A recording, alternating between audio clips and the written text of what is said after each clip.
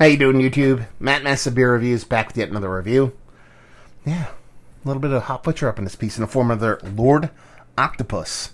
This be a mosaic hopped double India Pale Ale, 7.5% actual, are those words, alcohol by volume.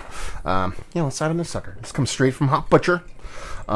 They send me off quite a few things. Actually, I had a thing pop up in my FedEx inbound today, so there's some more in queue.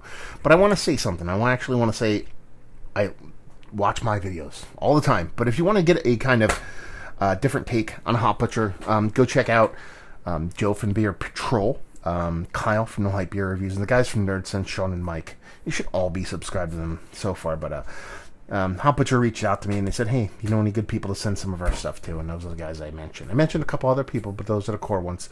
And they all did reviews of all their stuff. So if you want to get kind of a litmus test, I shouldn't even say the aggregate of what a lot of people think, or a lot of the people, I guess you would say, I view as friends, not just kind of other beer tubers. Go check those dudes out and their reviews. They should all be up by now. I'm way late on these because I did Healthy Month, so I'm getting late to them. Anyway, enough talk. Label-wise, Jetsa, digging it. As far as their tasting notes, they talk about a cotton candy, light grass. Love me some light grass.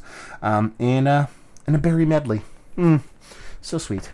And yeah, my lights. Why is my light not working? God damn it, I hate when my light doesn't work. My light's not working, but that looks like, big, huge, dense, OJ looking richness. Super. Like, when I say super tight compact bubbles, I mean that is the tightest compact bubbles I've seen in quite some time, especially in like a hazy beer. Rich orange core. Looks all the part of a double hazy. Let's see if we get a nose. They say it's mosaic hopped. It's mosaic hopped. A ranky-dankiness, a little bit of ranky-dankiness falls short of like an oniony, scalliony, even a tomato stockiness. It's there. That greenness is there, and it definitely kind of leans in those directions, but doesn't quite get there like an overt 2x4 to the face. There's a rich fruitiness underneath it that's kind of hard to pick at, but it's almost like a soft, over-ripened kind of like peach nectarine kind of like a soft, they could say berry. It's more of kind of like some kind of tropical fruit, maybe like a cantaloupe-y kind of fleshiness. It's hard to describe, but it's nice. It's got this nice fruitiness that's not overly acidic. It's not heavily citrus leaning. It's a little bit over-ripened kind of, they said fruit medley. Maybe that's the most accurate way to put it. And it's that OG fruit cocktail with the kind of syrup in it and stuff like that. Nothing that saccharine sweet, but it has those kind of melded vibes to it. So it smells quite nice. Let's dive in. Cheers. Okay. I expected this to drink way heavier. It's a full beer. It's a dense beer. It's a creamy beer, but I wouldn't go as far as to call it heavy. Something about the look, something about the nose kind of made me think it was going to be really dense. Listen, it's not a teeny beer. I'm not going to confuse it or try to tell you that this isn't a hefty sucker. But it's light on its feet for how dense it is. It's weird. It's like an oxymoron. That rankiness, definitely there in the taste. Not nearly as big as you would think, though. So it kind of dials back on that. The sweetness kind of stays on par, but since that kind of ranky dankiness dials back a little bit, it feels like that sweetness is a little bit elevated. That tropical fruit medley definitely comes into play. That's kind of where I'd classify this one. But it's still not reaching into that very common kind of citrus category. Almost every one of these hazies, the first words that pop out of my mouth, because it's there, not because that's the only words I have to say, is a big citrus component. This one kind of, veers away from that. Kind of welcoming, to be perfectly honest with you.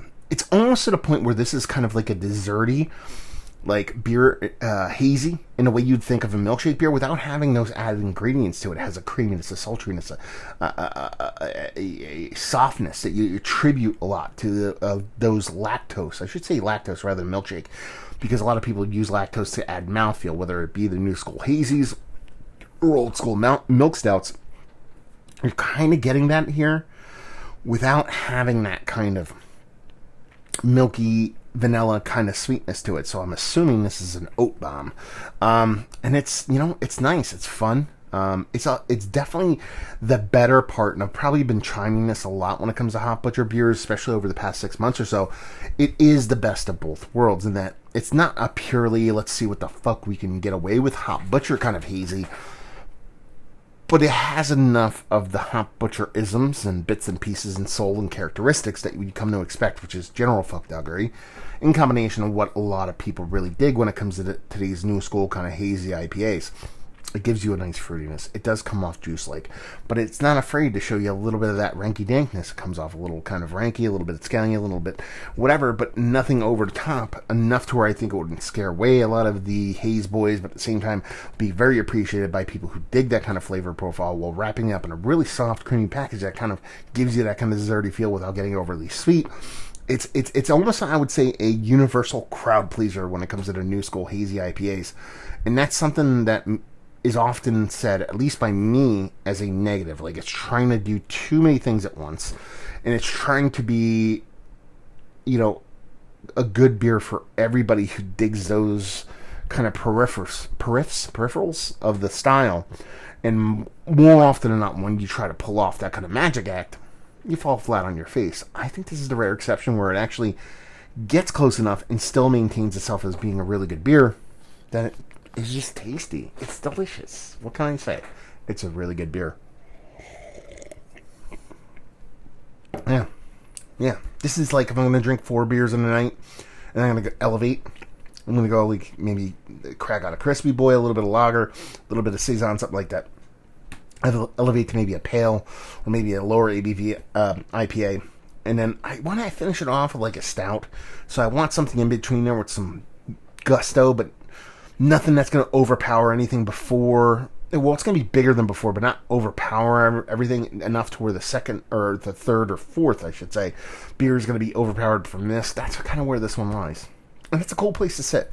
I dig it. I think it's fun. I like it. Let's talk about it. Is it one of the better double IPA hazies I've had? I was like, yes. It still doesn't get Mount Rushmore status, but it wants to be there. It's just not there. Is it one of the better Hop Butchers? Again, it'd probably fall in the same line. It's definitely in there. It's not tippy top for me, but it's definitely better than most. Let's put it that way. And I've had quite a few. Value availability, Hop Butcher, their stuff sees distro because that's how they do. It goes quick. Hopefully it's something that can be had. By the time you see this, it's going to be gone, and I'm an asshole. And leave you with, if you like what we like this beer, if you like Hop Butcher beers, if you like big, robust beers that maintain a bit of drinkability, if you just like that third beer level out of 4 beers, when, you're having that vertical ascent, that kind of vertical that I personally like to do. If I'm going to drink 4 beers in a night, I'm going to do that. I'm going to go from the bottom up. This is a perfect 4th beer before that big one at the end. If that's your kind of beer, this will do you too. And you like good old hazies. So there you go. Another review in the books. Hopefully you guys enjoyed it. Down there if you want to talk about it. Massive Beers if you want to check me out doing the social media stuff. Beer Massive. Want to hear me doing podcasting stuff, interviewing Jeremiah and Jude from Hop Butcher. Pop on over. Take a listen. Hopefully you guys enjoyed the review. Hopefully enjoying a little Hop Butcher. And hopefully see you next time. Cheers.